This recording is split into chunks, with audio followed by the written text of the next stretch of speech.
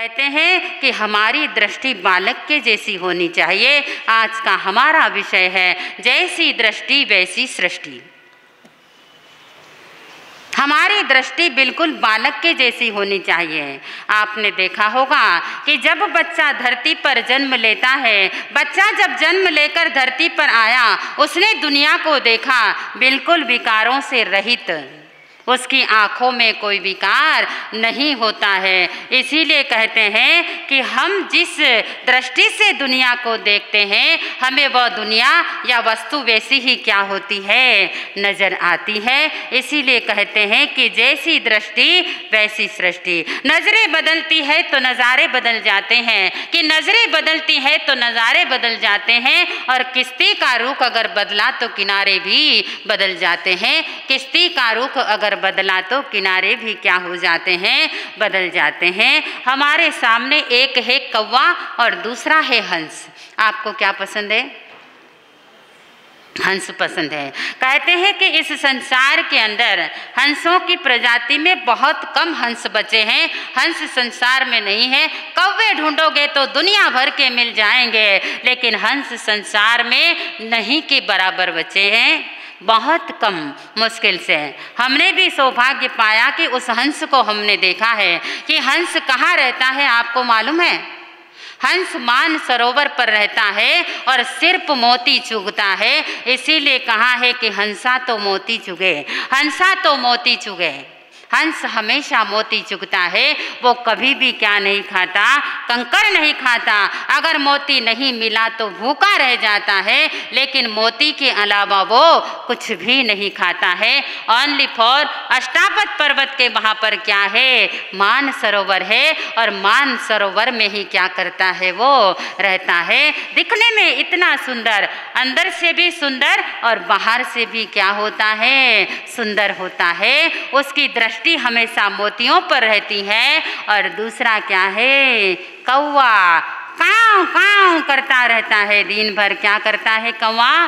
काव काव करता है। अगर आपकी मुंडेर पर बैठकर बोले तो आपको भी अच्छा नहीं लगता है। कहते हैं कि कौवा मौत का प्रतीक होता है।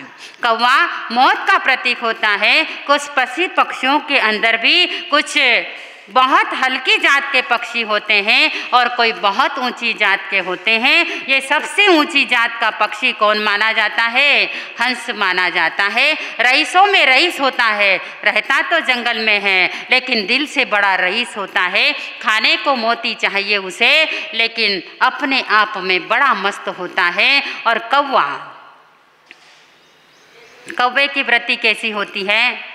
आप उसको सारी दुनिया के मिष्ठान ला करके उसके सामने रख दे और एक छोटा सा मांस का टुकड़ा रखे, वो हजारों मिठाइयों को छोड़कर एक मांस के टुकड़े को क्या कर लेता है, ग्रहण कर लेता है। कण भर मिठाई रखो और मन भर भी मांस रखोगे तो क्या करेगा, वो मांस को भी खाएगा। और कण भर में मांस रखेंगे तो वो किसको खाएगा? मिठाई को छोड़कर मांस को खाता है। और उस एक और कौन है? हंस है। कौवा हमेशा विष्ठा पर और मांस पर अपनी चोंच लगाता है, और हंस हमेशा क्या करता है?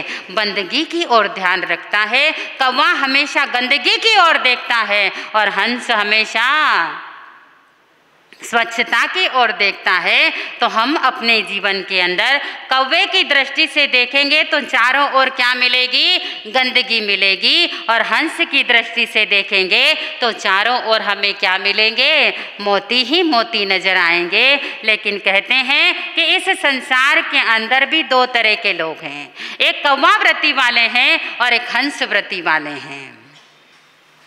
मान लीजिए हमारी दृष्टि कैसी होती है, देख लीजिए।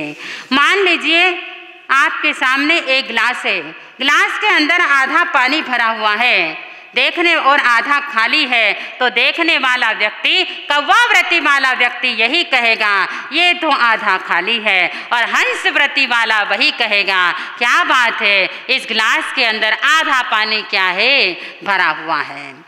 बहुत सारे लोग ऐसे भी होते हैं कि इतना बड़ा हॉल है, अरे हॉल में लोग तो बहुत अच्छे थे प्रवचन में, लेकिन आधा हॉल पीछे से क्या था? खाली था। ये कौन सी वृत्ति है? कौवा व्रती है। तो हंस व्रती को अपना करके हमें कौवा व्रती को क्या करनी चाहिए, छोड़ देना चाहिए। कहते हैं कि नारी एक है, दुनिया एक दर्पण है, दुनिया एक दर्पण में, और दर्पण में आप अपना प्रतिबिंब देखते हो, जैसा बिंब होगा वैसा ही प्रतिबिंब नजर आएगा। आईना किसी का दुश्मन नहीं होता है, हमारी आंखें हमारा आईना होती है। और कहते हैं कि आईने के अंदर अगर खूबसूरत आदमी जाएगा तो वो खूबसूरत ही दिखेगा, और अगर एक भी डोट आपके मुंह में है तो आईना उस गलती को आप क्या कर देगा। आईना हमारे जीवन की सोनोग्राफी होती है, जो होगा वो क्लियर बताएगा। तो हम क्या हैं, अपने जीवन के अंदर हर व्यक्ति के साथ हर क्षेत्र के अंदर हम कहीं भी जाएं, हमारी दृष्टि अच्छी होनी चाहिए। कहते हैं कि आंखें अगर खराब है तो चेंज हो सकती हैं, आंखें अगर खराब है तो चेंज हो सकती हैं, अगर नज़र खराब है तो उसको चेंज करने का किसी भी डॉक्टर के पास में कोई भी हथियार, औजार और दवा उसके पास में नहीं है। तो मैं यही कह रही थी कि जैसी दृष्टि वैसी ही क्या होती है, सृष्टि बन जाती है।